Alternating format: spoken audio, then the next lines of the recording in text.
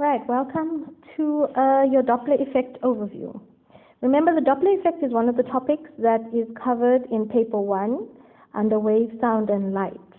So the Doppler effect has something to do with light and something to do with sound. So if we have to look at let's be specific now. Let's just look at sound. Remember that the Doppler effect is the apparent or perceived change in frequency caused by the relative motion of the source and the listener.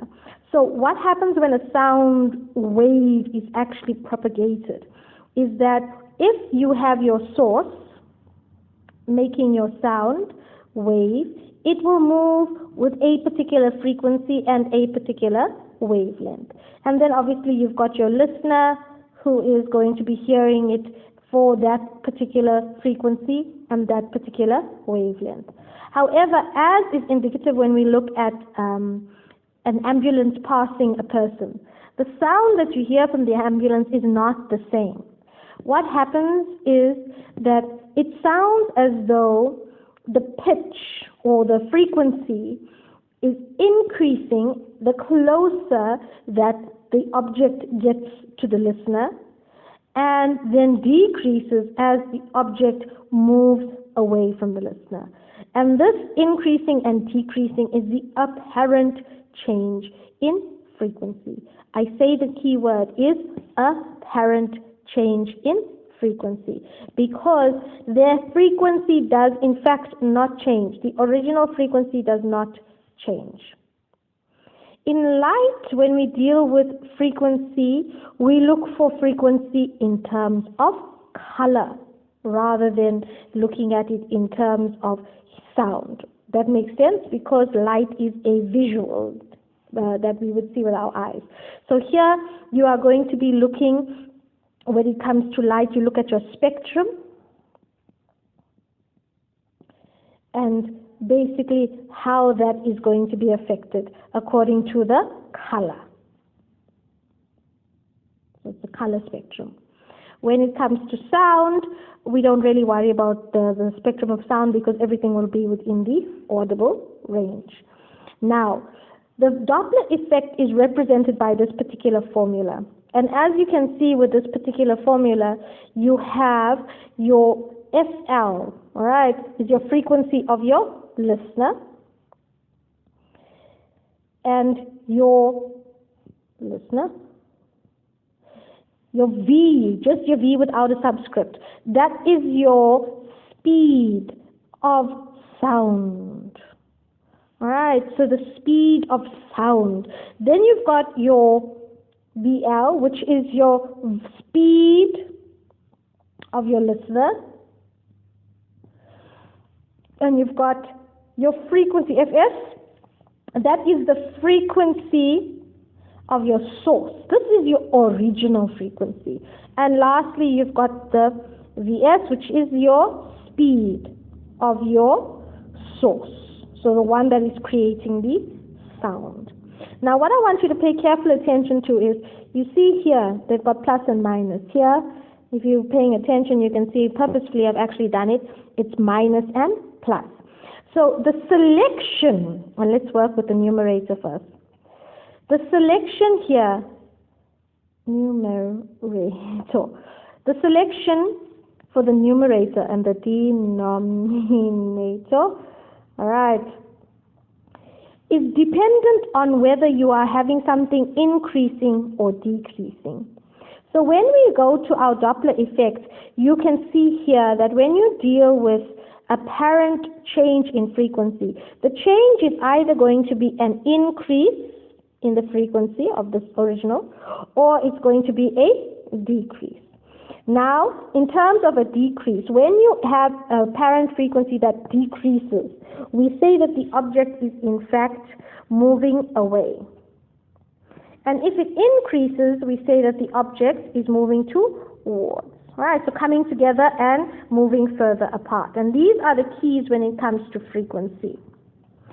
So, looking at our mathematical, just looking at it mathematically, if you're looking at the increase Right, so moving towards.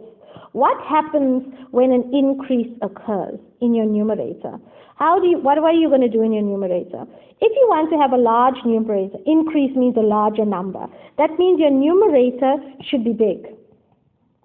And therefore, how do you get a bigger number? You use plus. Your denominator, however, this is still where the object is moving towards. If the object is moving towards, you do not want a big denominator. What do you want? You want a small denominator, right? Because you want a large overall number. And so therefore you're going to have minus. So the opposite is true for if you are moving away. So if you're moving away, right, what's going to happen is the entire value, right, the frequency that the listener is going to hear is going to be a much smaller value. So what should be your numerator? Your numerator should also be small, and therefore that would be a minus. However, if your object is moving away, what do we want? We want a bigger denominator, because the larger the denominator, the more you are dividing by, the smaller the overall effect happens. So we want a bigger denominator, and then obviously how do you get a bigger value? That is plus. So this is the trick that I use when it comes to realizing which one is plus, which one is minus that you're supposed to be using. Now, when it comes to light, all right, please remember, when it comes to light, you have the spectrum of visible light, Roy G. Biv. Roy G. Biv refers to red, orange, yellow, green, indigo, and violet.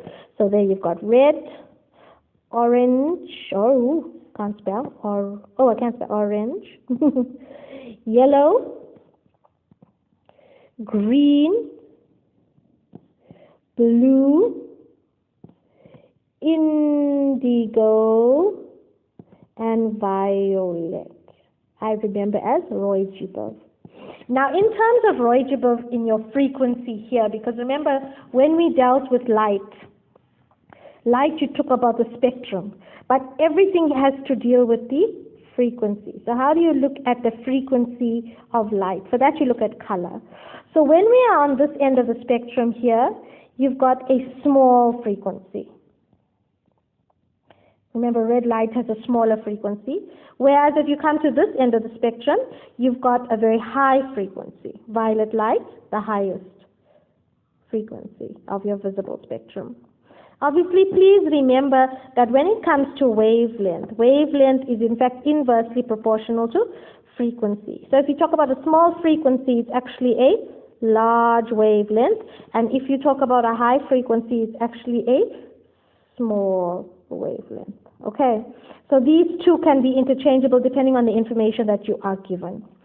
So when you are looking here at an object that is moving towards or moving away, and I should have actually put this in a different order, so let me do that on purpose, otherwise you guys will get confused. When you are moving towards, you are going to have a larger frequency.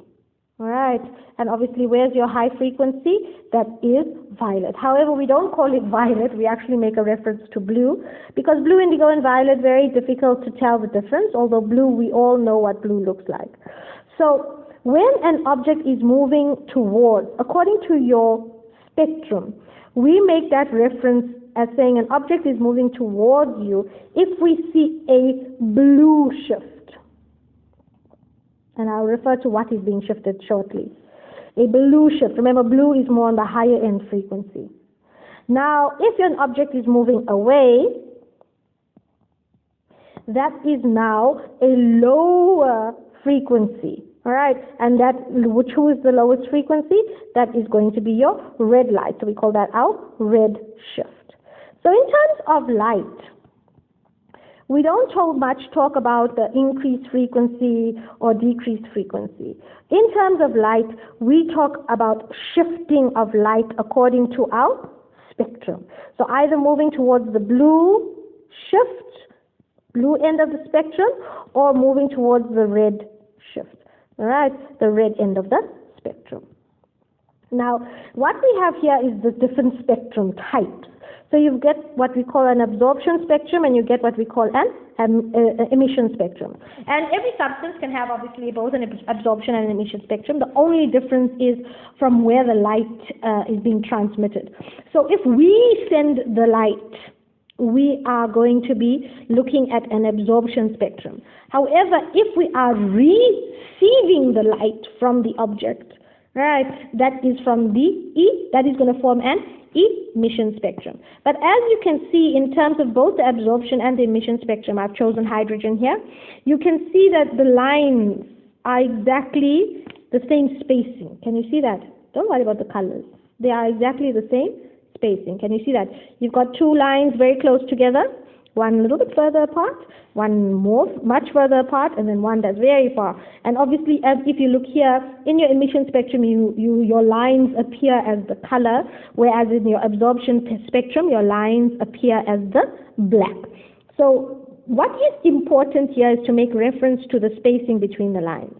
Now, each substance in grade 10, you would have done the basically where you have burnt each one of the substances, and you would have found that every atom has its own particular color. Right? And color is not a pure frequency, it is actually a mixture of. So this is basically the colors that we would have seen, in terms of hydrogen, if we were to be burning hydrogen, in terms of the spectrum.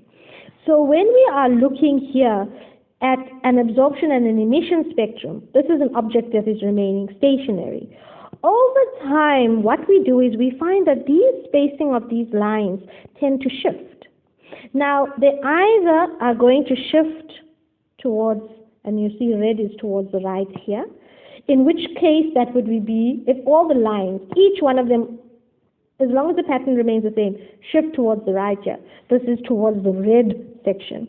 That would be our red shift.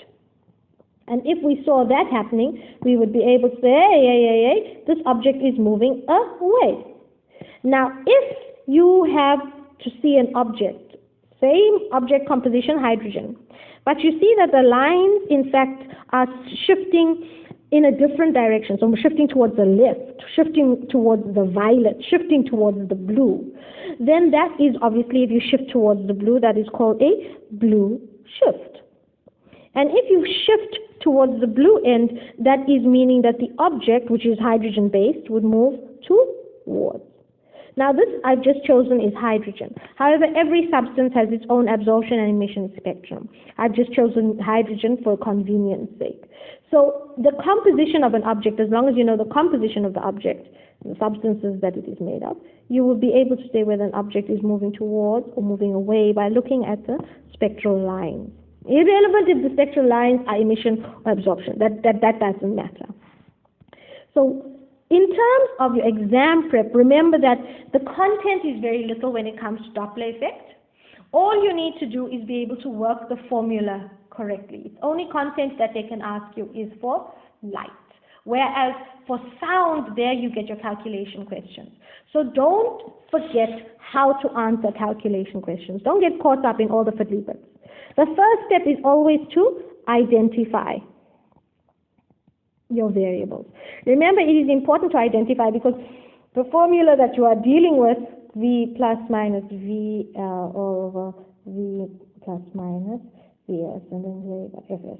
There's a lot of variables over here. Do you see that?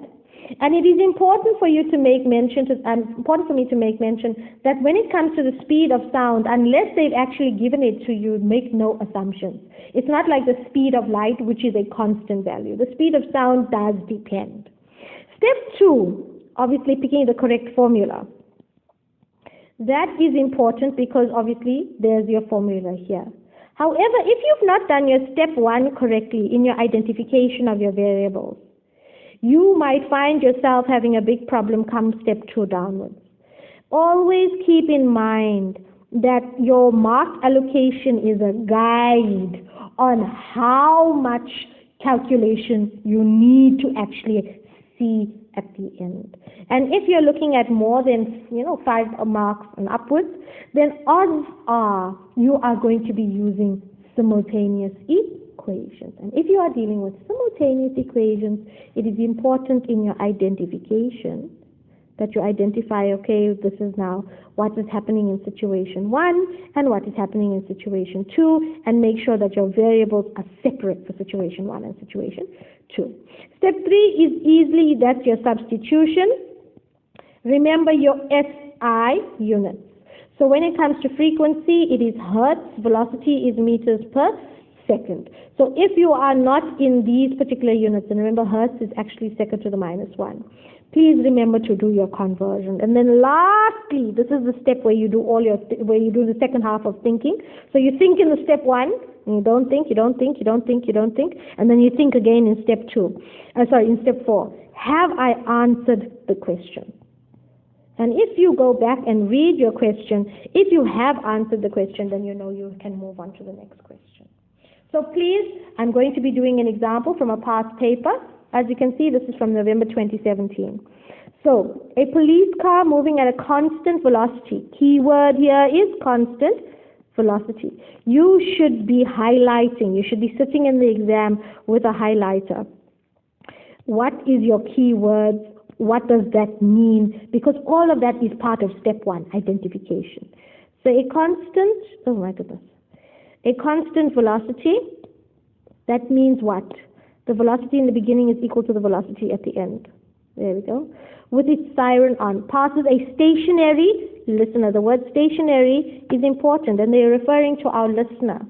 The graph below shows the changes in frequency of the sound of the siren detected by the listener. And as you can see, here is your frequency on your y-axis, and that is important because we have two values. We've got 170, right, and then we've got 130 hertz.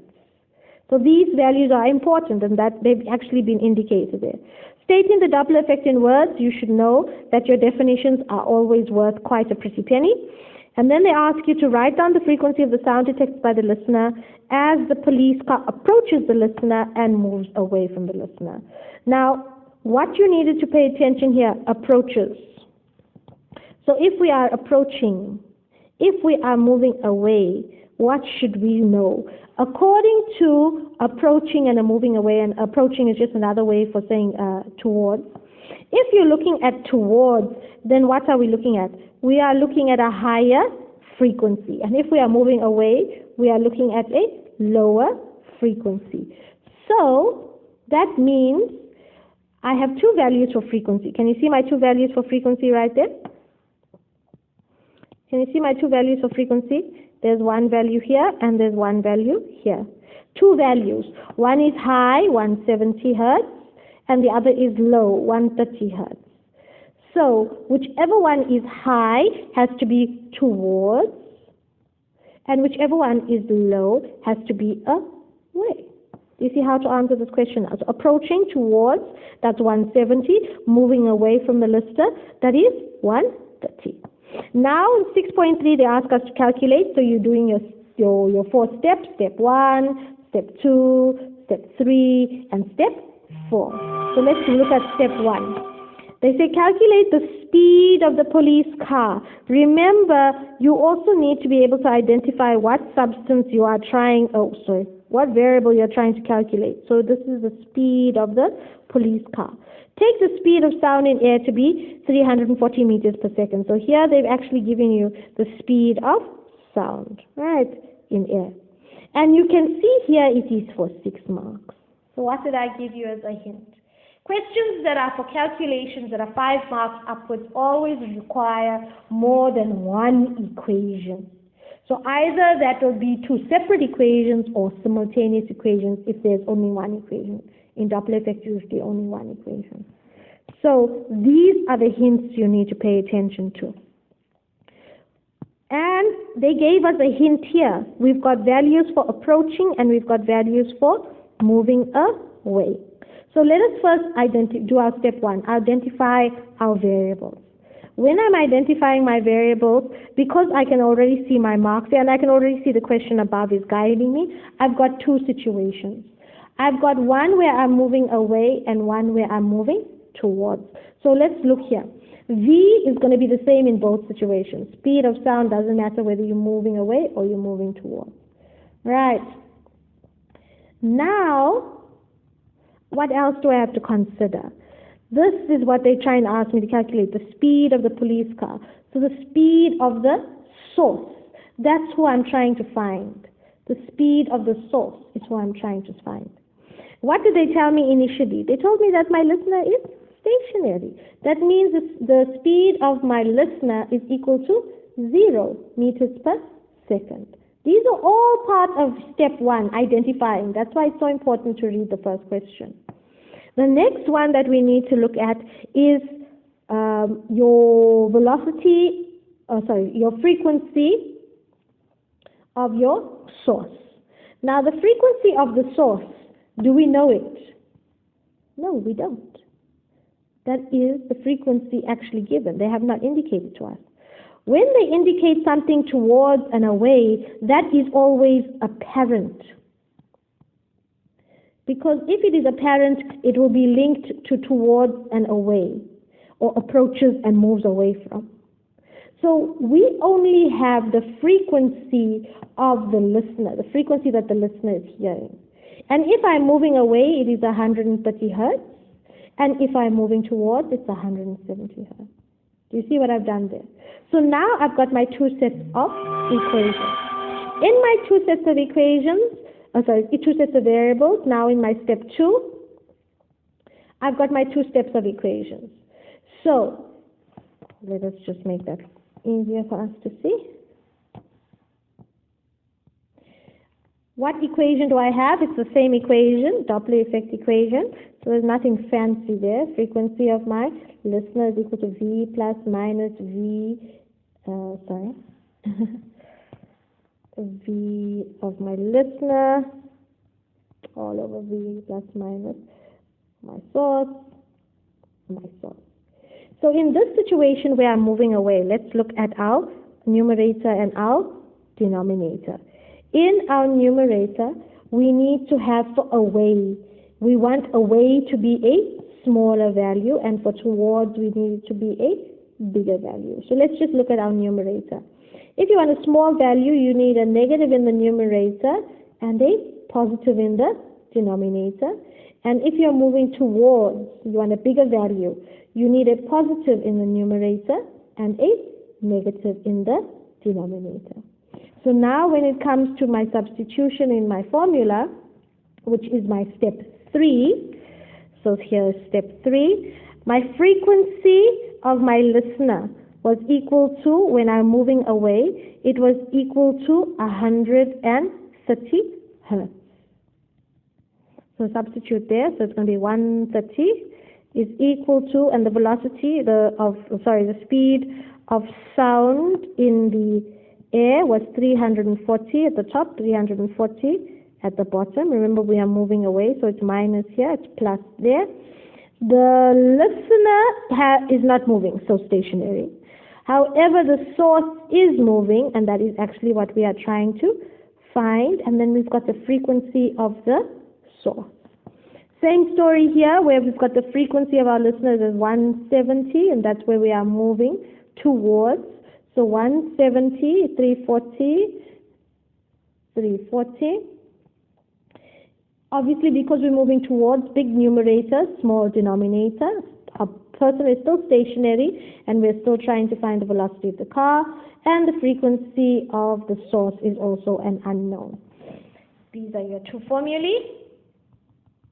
Once you've gotten your 2 formulae, you've got 2 variables, 2 unknowns. Remember, your step 3 is substitution, and then your step 4 is answering of the question. What is the speed of the police car? So you finally give this value.